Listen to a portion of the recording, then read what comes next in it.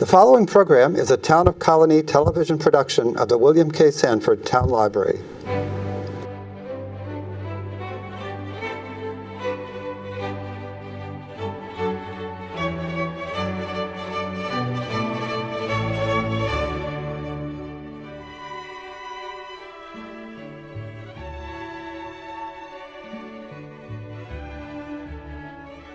Well, thank you, Joe, and thanks to all of you for coming today.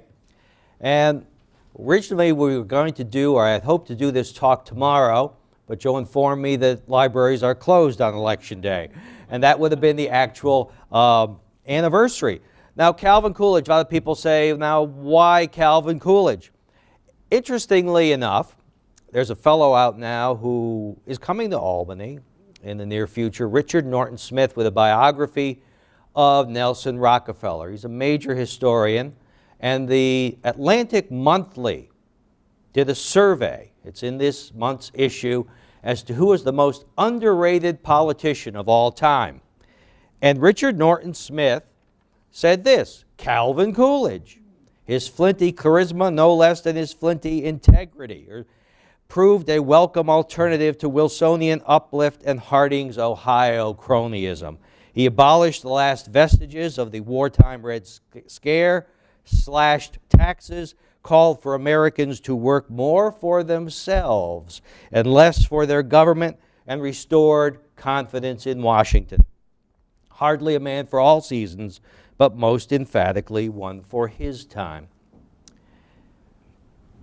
The 1924 election follows, not surprisingly, on the heels of the 1920 election, when Americans repudiate Woodrow Wilson's very activist, progressive administration, his League of Nations, an economy which is seriously on the fritz, and turn to Warren Gamaliel Harding. Harding is elected in a massive landslide in 1920. Just sweeping the country. His vice president is Calvin Coolidge. Calvin Coolidge, a native Vermonter, moves to Massachusetts, works his way up the political ladder from city councilman to state rep, state senator, mayor, president of the state senate, lieutenant governor, governor. He holds more elected offices than any president of the United States, and probably more than any American. They had not planned to nominate Coolidge in 1920, but the convention stampedes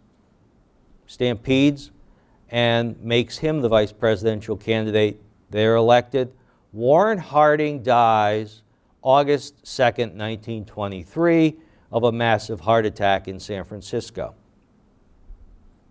I was doing a podcast the other day with a fellow from Washington. He says, so of course, Coolidge is vice president. He's the president. He's going to be renominated again, like Lyndon Johnson in 1964. And the answer to that is wrong, because the times are so very different.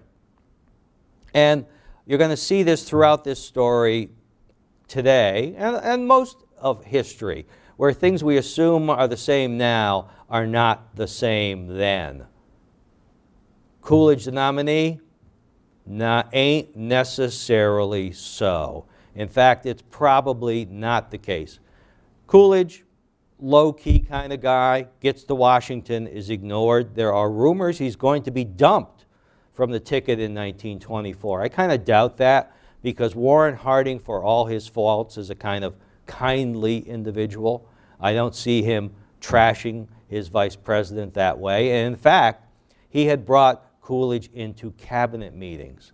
Coolidge was the first vice president to attend cabinet meetings. They had been excluded before that, thought to be part of, and technically are, part of the legislative branch of government.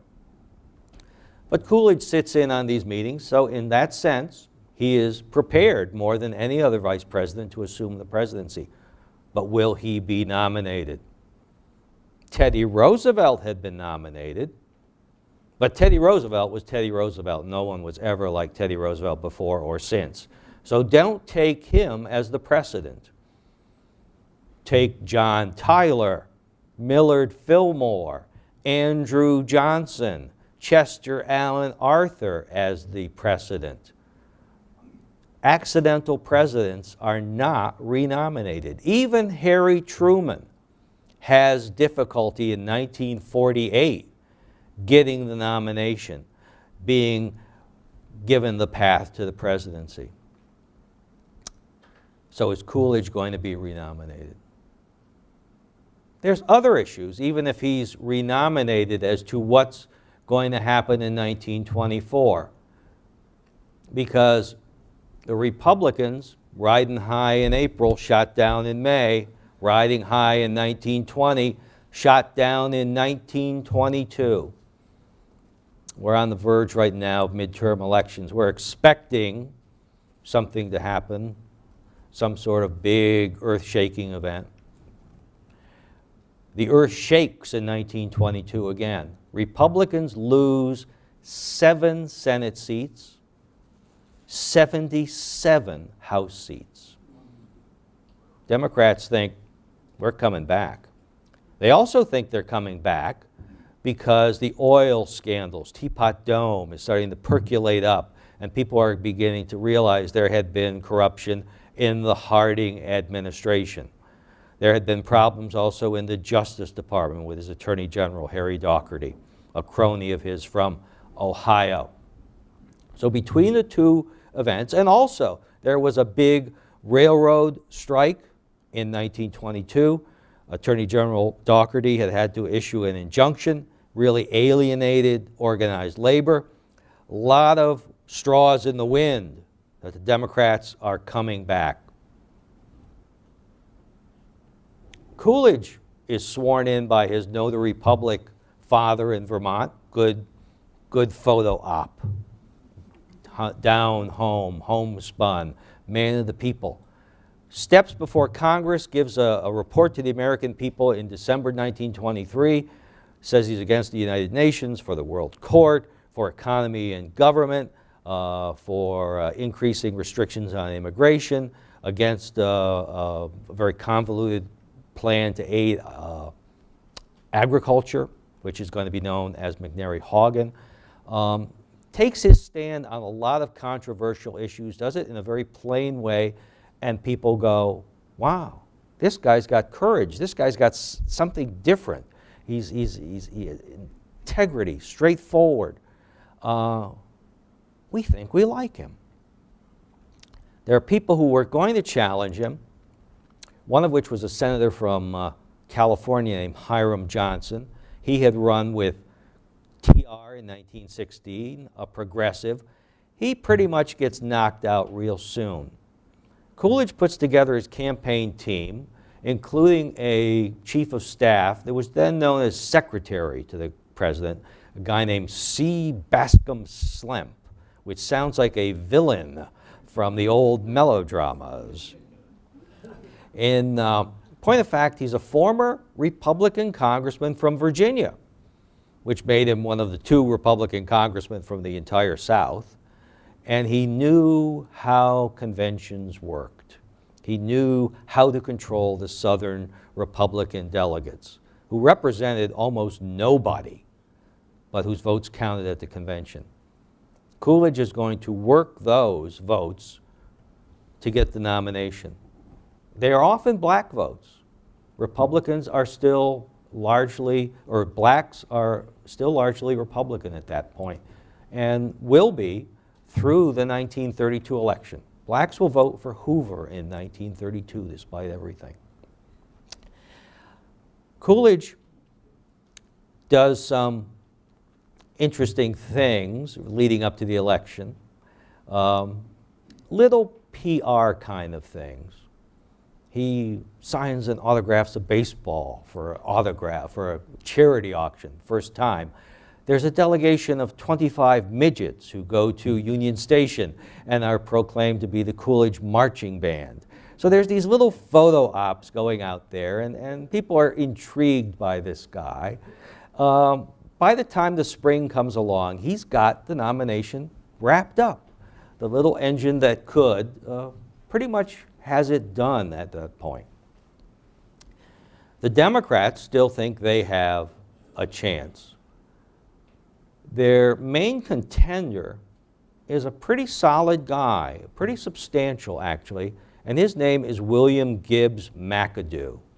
Not perhaps well known nowadays, but the historian Paul Johnson says he's one of the great Treasury secretaries. He had been in that post in World War I, basically ran the American economy.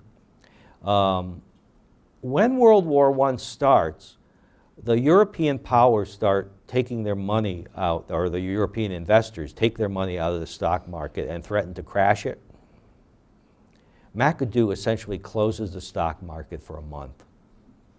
Somewhat unauthorized, but he manages to do it and stabilize the American economy and the stock market and the investment system. He is Woodrow Wilson's son-in-law. He got the job as Treasury Secretary before he married the boss's daughter. He had wanted the nomination in 1920, doesn't get it. In 1920, he's raring to go, though. But these oil scandals, which were tarnishing the Republicans, when the congressional hearings are going on, all of a sudden one of the crooked oil men, a fellow named Doheny, blurts out that he had had William Gibbs McAdoo on his payroll as well for big, big bucks. McAdoo has nothing to do with the scandals in the Harding administration, but Doheny's money sticks to him and makes him look suspect. There's another thing which makes him look suspect, and that is the Ku Klux Klan. The Ku Klux Klan had started in 1915 or so, got up and rolling in the 1920s. In the mid-1920s was a big deal. It was a big deal in the Southern Democratic Party, more so in the Republican Party in the North. And the guy that they like most is William Gibbs McAdoo. McAdoo is a progressive. He's not a conservative. He's a progressive. He is a prohibitionist, however. They are for prohibition. And McAdoo's opponent, primary opponent in 1924 for the Democratic nomination is someone well known to New Yorkers, and that is Governor Alfred Emanuel Smith.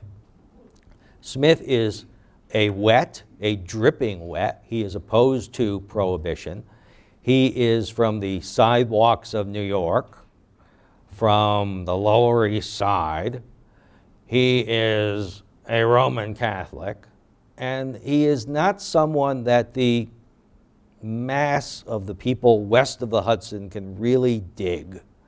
New Yorkers often don't translate well to the rest of the electorate. Franklin Roosevelt breaks that rule, certainly, but Al Smith cannot.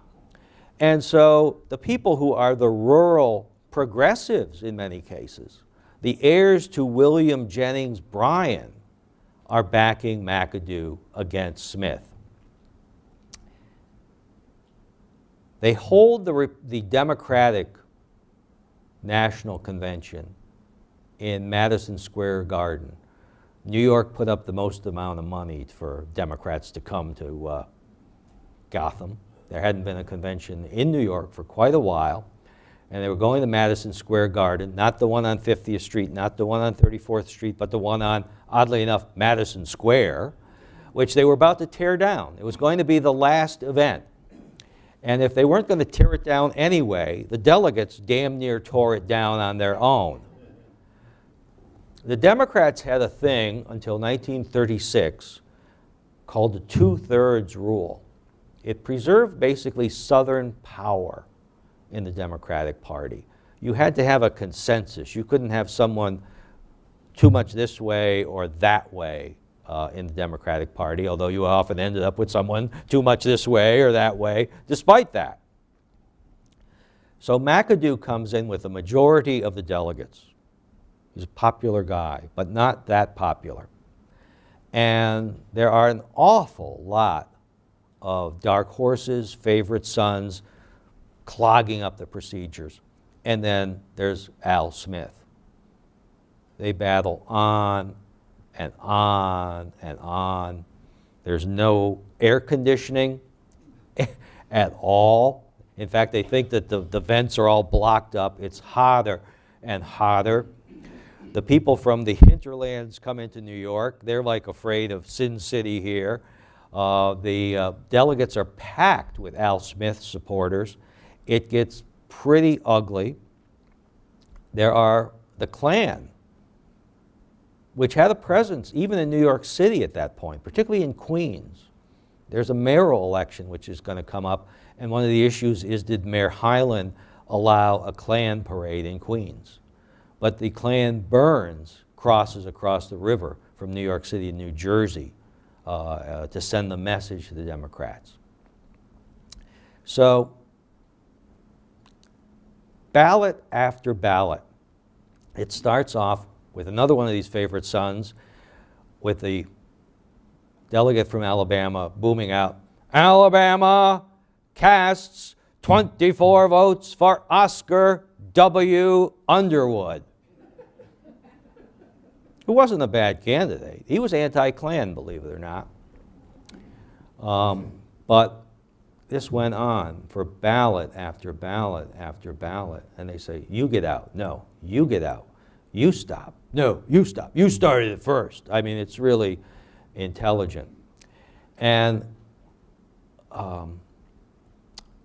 around the 93rd ballot, William Gibbs McAdoo finally withdraws, because Smith had been saying, "I'll withdraw, but you have to get out." And McAdoo had been the leader throughout the entire process. He only gets within 20 votes at his peak of having a majority, let alone the 2/3 rule. This tells you how fractured the Democrats are. And they are running out of money. They are running out of patience. I mean, when I say they are running out of money, I mean the individual delegates are running out of money to pay their hotel bills. So, 93rd ballot, it goes on and on and on again to 103rd. 103rd. By the way, one of the candidates who pops up as being a possible compromise before that is a guy named Samuel Ralston. Samuel Ralston is the governor of Indiana. He appears at a couple points to be the logical compromise candidate. He is even more of a Klan candidate than McAdoo, okay? So it's a crazy situation. 103rd ballot, the Democrats turn to John W. Davis. Who's he? He's a pretty capable guy.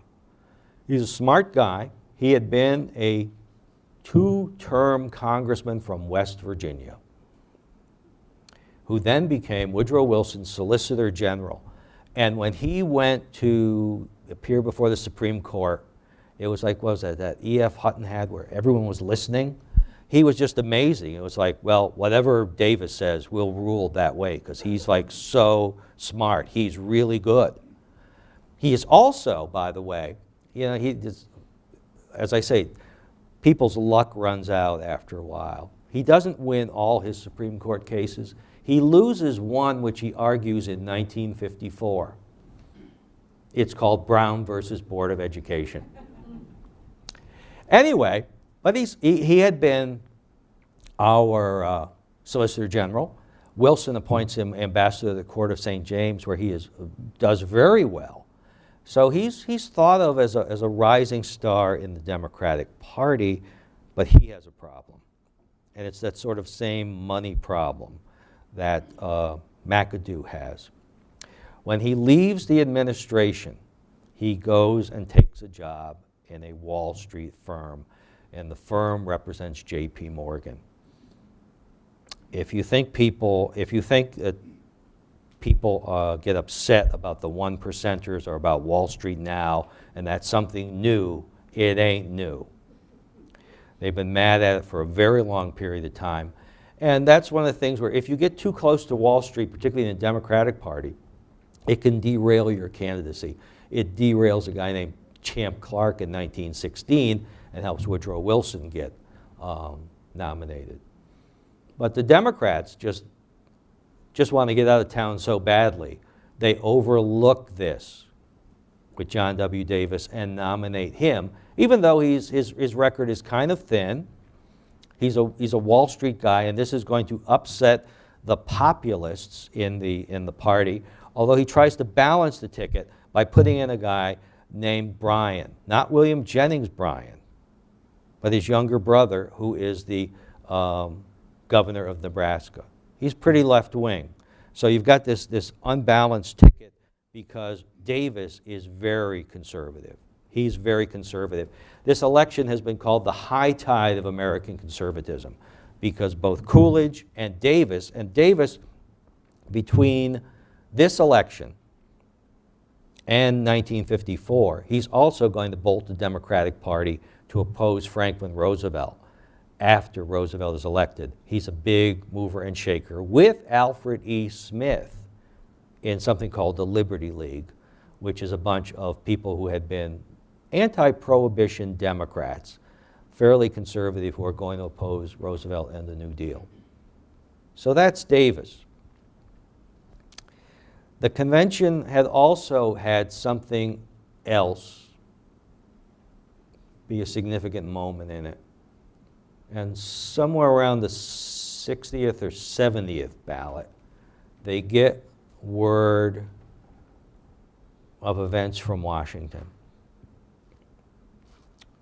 President Coolidge had two sons, the younger of which was about 14 years old. They come back from military academy, Mercersburg Military Academy, late June, and they are playing tennis on the White House lawn. The younger son, Calvin Jr., develops a blister on his toe. He's not wearing his socks when he's playing tennis. Gets this blister, it becomes infected. By July 4th, he's seriously, seriously ill. Coolidge is beside himself, and by July 7th, 1924, Calvin Coolidge Jr. is dead. There's no penicillin then. There's no antibiotics. It's sepsis, infection, kills an awful lot of people. That's what killed President Garfield in like 1924. Probably killed McKinley. This takes Coolidge's campaign down several notches. He always believed the job seeks the man. So he was not about to go out and give a lot of talks. And also it was said when he was lieutenant governor of Massachusetts under a guy named Samuel McCall that McCall could fill any hall in Massachusetts as a speaker, and Coolidge could empty it. Coolidge he has this sort of quacking voice and all, but presidents often did not go out and campaign a lot back then. He was probably not going to do a lot of campaigning anyway, but the fact that his son has died and periods of mourning were so pronounced then that he's going to stay home even more through this campaign. The Republicans do resort to a few gimmicks and photo ops which are noteworthy. They have a Plymouth Notch. Coolidge is from Plymouth Notch in Vermont. They have a hometown band, and they send that around the country. They have a 100,000 car Lincoln Highway caravan. There was this Lincoln Highway before the interstate highway system, and they have 100,000 cars. Imagine how many cars there were in the country then. Taking part in this coast-to-coast parade for Coolidge and his running mate, Charles Dawes. And then Coolidge goes back up to Plymouth Notch, and the titans of industry, Henry Ford, Charles Alva Edison, Harvey Firestone come up and basically endorse him. And this is significant too. One of the things about Coolidge not getting the nomination, or possibly not getting the nomination in 1924, is there was this guy who might have, from outside the political system. Think of him as sort of a H. Ross Perot of the 20s, and that would have been Henry Ford. Henry Ford had run for the U.S. Senate in 1918 as a Democrat, and more to the point, they took a straw poll of who do you like for president in 1924 before Harding died. And beating Harding, who was still liked personally, was Henry Ford. But as early as December 1923, Ford says, Coolidge is sound. We're going to stick with him. The Democrats go out and about, Davis campaigning.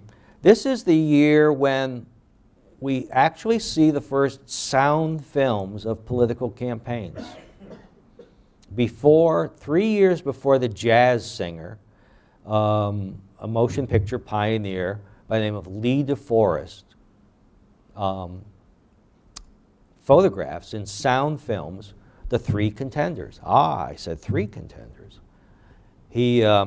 I haven't seen the one of John W. Davis, but I have seen a silent film of him, and it kind of tells you what kind of problems he has as a contender. He's going around his estate on Long Island at Locust Valley, okay, which is a very ritzy area. And he's going around the garden in his golf puttees.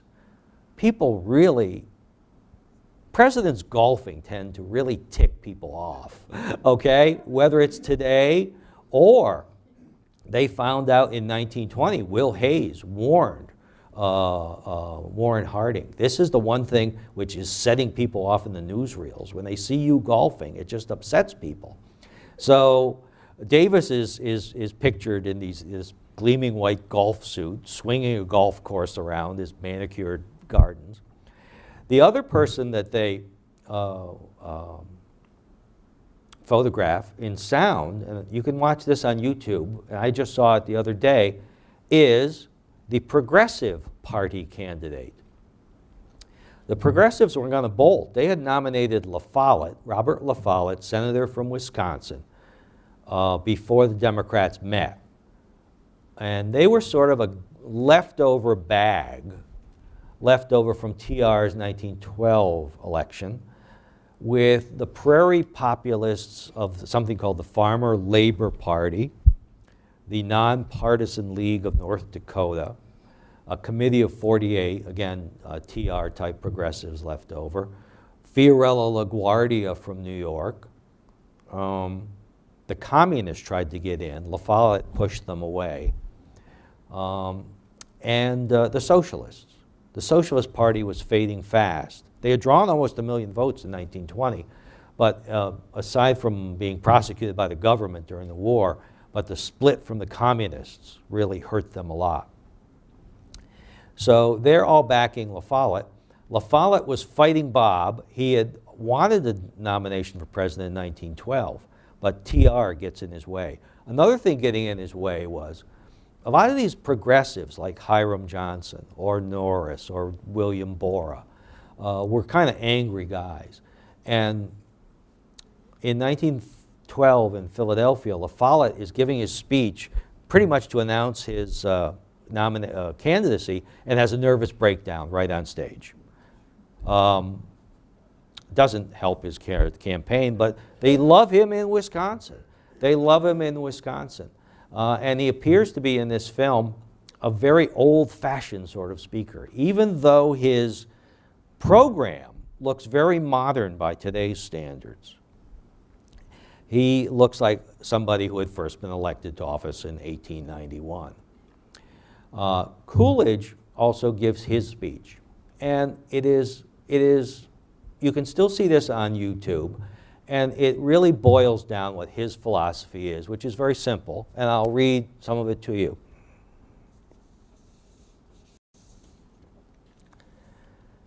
I want the people of America to be able to work less for the government and for themselves, which is what Richard Norton Smith had referenced. Until we can reestablish a condition under which the earnings of the people can be kept by the people, we are bound to suffer a very severe and distinct curtailment of our liberty. These results are not fanciful, they are not imaginary. They are grimly actual and real, reaching into every household and land. They take from each home annually an average of over $300. And taxes must be paid. They are not a voluntary contribution to be met out of surplus earnings. They are a stern necessity. They come first. It is only out of what is left after they are paid that the necessities of food, clothing, and shelter can be provided, and the comforts of home secured, or the yearnings of the soul for a broader and more abundant life gratified. When the government effects a new economy, it grants everybody a life pension with which to raise the standard of existence. It increases the value of everybody's prosperity, raises the scale of everybody's wages. One of the greatest favors that can be bestowed upon the American people is economy in government. Or, as he said on another point, I am for economy. After that, I am for more economy. And he meant it. Now, today, the national debt as a percentage of GDP under Bush, under Obama, is less than it was under Franklin Roosevelt and Harry Truman because of World War II. The same thing occurred in World War I, where the national debt went up, where the income tax went up to 70%. Coolidge eventually takes it down to 50%, or to 25%, the highest marginal tax rate. Harding had taken it down to 50%. Coolidge's campaign succeeds, not on the strength of his personality, but on the strength, well, in the way it does, in the strength of that the economy is booming, that there had been a depression in 1920 and 1921. There's a new book coming out by James Grant, which will detail how that was dealt with, which was basically to let it correct itself. And then there is how Coolidge deals with the Harding scandals, which is, again, a laissez-faire attitude, and the laissez-faire being, let the chips fall where they may. He orders Dougherty, Harding's very suspect attorney general, out of the cabinet, and he appoints 2 prosecutors to deal with the oil scandals. The American people realize that he's stepping aside, he's letting things take their course, letting justice take their course, and even though the Democrats did their best to tie the scandals into the Republican Party, they did not touch Coolidge at all. So the campaign goes on like that. One of the big issues is, again, that Ku Klux Klan. Davis gives a number of anti-Klan speeches. Coolidge does not, but he's of course Silent Cal, so he's very careful about what he says. But if you watch what he does and where he goes, one of the great images of the 1920s, I guess, is 40,000 Klansmen marching down Pennsylvania Avenue in their sheets and their hoods. They had wanted Coolidge to attend. He was out of town.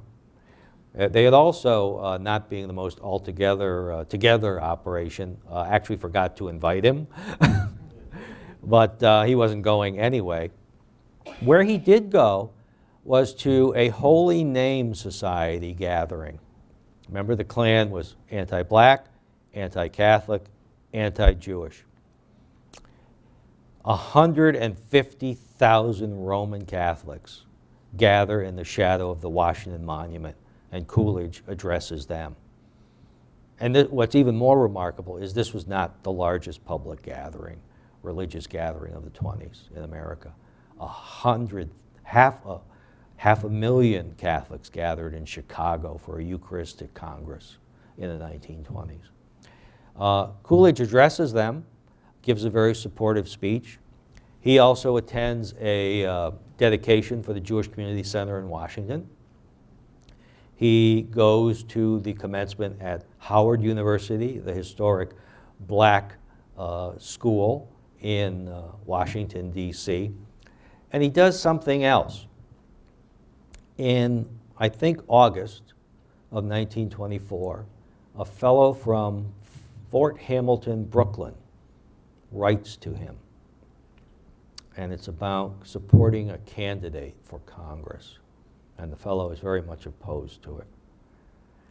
And Coolidge does something very unusual. He makes his response to this citizen, ordinary citizen, public. And the letter is that this fellow, a fellow named Gardner, Charles Gardner, said, the Republican Party is nominating a black for Congress in Harlem. What are you going to do about it? This is an outrage. This has never happened before when the Republican Party, or anyone actually, had nominated a black in the North. And Coolidge is absolutely outraged. And he writes, "My dear sir, your letter is received, accompanied by a newspaper clipping which discussed the possibility that a colored man may be the Republican nominee from one of the New York districts. Referring to this newspaper statement, you say, it is some concern whether a Negro is allowed to run for Congress anywhere, at any time, in any party, in this, a white man's country. Repeated ignoring of the growing race problem does not excuse us for allowing encroachments. Leaving out consideration of the manifest impropriety of the president intruding himself in a local contest for nomination." Oops. Well, anyway, the second page appears to be missing. He really ripped this guy a new one and made it public. It is a remarkable document, particularly in the face of the Klan, which is consistent also with Coolidge's normal philosophy of courting the black vote. He has people come in, he has blacks come into the White House to be photographed with him, something which Hoover is going to avoid.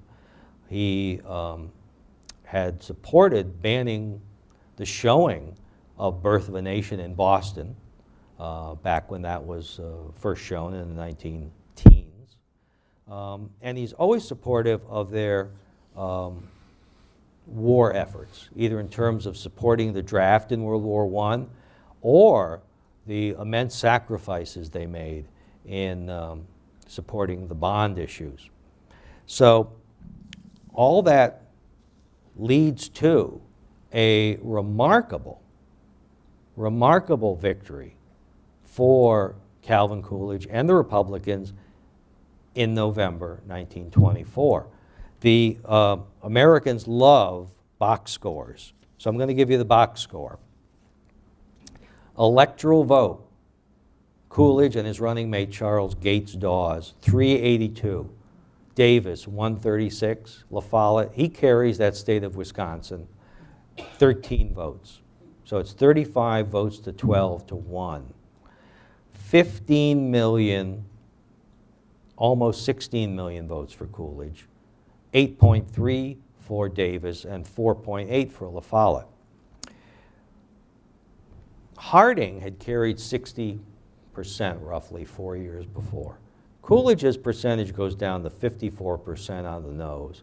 A landslide is designated technically as 55%. So is this a landslide or not? Yeah, it is, because it's a three-way race. Remember how Bill Clinton never receives a majority in a three-way race, that Woodrow Wilson never receives a majority in a three-way race, that Harry Truman does not. Yet Coolidge, 54%. In the West, in many states, I think in 11 or 12 states, La Follette beats Davis. The Democrat finishes third in like a dozen states. The Democrat receives 28.8% of the vote. This is the lowest percent a Democrat or a major party candidate has received since the beginning of the party system. It's been said that this is the destruction or the end of the old Democratic Party. And I think that's true, because the older populists like Bryan and McAdoo are kind of swept away. And even though Smith doesn't do particularly well in the conventions, the more urban-based Democratic Party of Al Smith is going to come to the fore. You also see, and it's very important, the La Follette candidacy. He gets 16.6%. It's not bad. It doesn't translate into much in the Electoral College. It's particularly disappointed to them because they were following that sort of traditional third party, not protest strategy, but troublemaker strategy. And I don't mean by raising issues that other parties won't, but that Electoral College thing, where George Wallace or Henry Wallace, not Henry Wallace, but Strom Thurmond said, we're going to throw this election into the House of Representatives. So their strategy was to somehow throw the race into the House of Representatives and then somehow or other convince enough members of the House to vote for whoever, work a deal. Doesn't work out. Actually, the reverse happens because the Republicans are able to train their fire not on the conservative Davis, but on the radical La Follette, and say, A, he's radical, and B, if you vote for him, or if you waste your vote on Davis, you're going to have chaos. So the slogan becomes not only keep cool with Coolidge, but Coolidge or chaos. And the result is that huge Coolidge victory. Now, does it translate into something which is, the irony is he has the big victory, but does the conservative majority, which you could say, well, the conservatives got, what, 76% of the vote in that race? Something like that, 3/4 of the vote. Does it translate into something which is continuing? Or does the La Follette situation of all these left-wing groups come together and the splitting off, and then they are able to join with Franklin Roosevelt in 1932? So you move from a solid Republican and or conservative majority into something very different as conditions change. But in the interim, Coolidge delivers a second term which has been called the only successful second term in history, because he gets his tax cuts through, he gets his peace treaties through, he has economy and government, he reduces the national debt, he reduces those marginal tax rates, unemployment averages like about 3%. Inflation is 1.6%. So by the standards of what he is trying to do, what he cares about, he has an immensely successful presidency. And that is why on November 4th, 1924, there was great jubilation in the White House and with Calvin Coolidge. And thank you all for listening. Now, I'll take any questions if you have them. And I will repeat the question. Yes. Not technically, because a landslide is 55%, but that's in a two. The question is it not a landslide? But you going further with that? I was just going to say, you beat him 2-1. Right. It's an immense popular margin. So, but technically, you say it's 54% and it's not that big.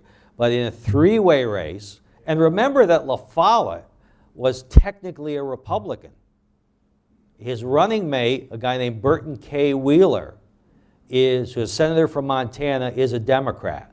So this is a bipartisan, progressive uprising. And an interesting point about La Follette and Wheeler is it also shows that the progressive political tradition at that point or movement, it can often be isolationist. Robert La Follette is the big isolationist guy in World War I. He's almost run out of Congress. And Burton K. Wheeler survives. Burton K. Wheeler, who is the first big congressional Democrat to support Franklin Roosevelt in 1932, by 1940 is a serious isolationist and has to be purged from the Democratic Party at that point. But yeah, I mean, this is a super blowout, even though it technically doesn't meet that 55 threshold, but it's in a three-way. It's the equivalent, I was thinking coming over here, is this the equivalent of a 4 or 5 game World Series victory? And it's the margins against Davis are so big, it's the equivalent of a 3-game World Series victory. Anyone else? Yes, in the back. The question is, Republicans now, conservative, Democrats, liberal. What happened? Why the switch? And a lot of things happen. The parties used to be more of coalitions, unlikely coalitions, particularly the Democratic Party, which was, I think, described once as a coalition of people, you know, brought together by common prejudices or something. And so you would have the northern Catholics, urban people, workers, tied up with more conservative Southerners, although the conservativeness of the Southern Democratic Party can be overstated. Where back then, you know, there was a guy named Huey Long. He was not conservative, okay? He was more to the left economically than Franklin Roosevelt. And there was a populist tradition down there. And often, like Cotton, Ed Smith or Tom Heflin, that the more radical populist people were actually the most racist people of the progressive era. So these things can be jumbled up. And you've got a Republican Party which contains both William Howard Taft and Theodore Roosevelt in 1912. And in 1924, you have a Republican Party that contains Coolidge on the right, and then it also contains these people like Hiram Johnson, Borah, Senator Borah, who was a progressive of Idaho. Coolidge wanted Borah to be his running mate, or to be on the ticket. And Borah responded, "Which end?" He was an ornery guy. In fact, someone said they had seen Borah riding through Rock Creek Park in Washington, and Borah had this reputation for being so difficult. And so they tell Coolidge they'd seen Borah riding this horse through the park, and Coolidge says, "Was he going in the same direction as the horse?"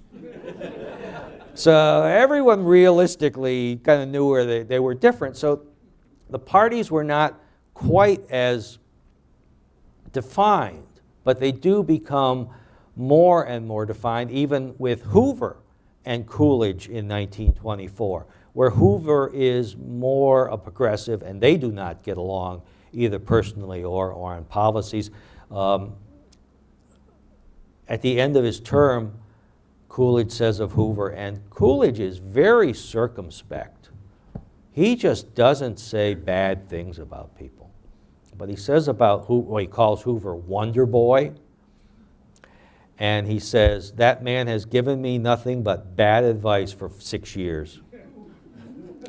He is not like Herbert Hoover. But how it all happens is, I think that the Franklin Roosevelt experiment, or the 4 terms of that, goes a long way. Franklin Roosevelt spoke of realigning the parties in 1940. That if he stayed in power long enough, he would force the conservatives out. And that may have been one of the things he was trying to do by putting Henry Wallace in. as vice president for his third term, replacing John Nance Garner, who was more of a conservative. But it's all by steps. You take a look, even when I started following these things, not only the people like John McClellan or Sam Ervin in the Democratic Party, but also in the Republican Party, it was not unusual to have a Tom Kuchel or a Jacob Javits or a Nelson Rockefeller. How it just kind of all shook out, probably got neater, but it has made the maneuvering, I think, a little harder. But there was no one great thing. It was just evolution, as Darwin would say. Anyone else? Well, I move we adjourn. Oh, no. The question is, do we see a chance for such a lopsided result in a presidential election? Yeah, because things change so wildly. Where you know, like those 1920, 1922, 1924 elections, which flipped so much. Or I was talking to a lady back there before the we started, and talking about prohibition, and how prohibition was not an issue in the 1924 election, because it had been settled. It was in the Constitution. 1920, not really an issue. It had been settled. 1928 delivers the driest, most pro-prohibition Congress in American history, 1928. By 1932, prohibition is done. So things switch very, very wildly. And you know, we move from Lyndon Johnson blowing out Goldwater in '64 to Richard Nixon in '68, but more so to the Republicans having a big midterm in '68. It's people want to know if trends always augur to what they're going to be, and they may point to things, but they often don't. But I think the best answer is one I would always give when I was asked, when I was a baseball historian, who was like going to win the World Series, and I'd say, I'm a historian, not a prophet. No, it ain't over. Okay, anyone else? I move we adjourn to the cookies.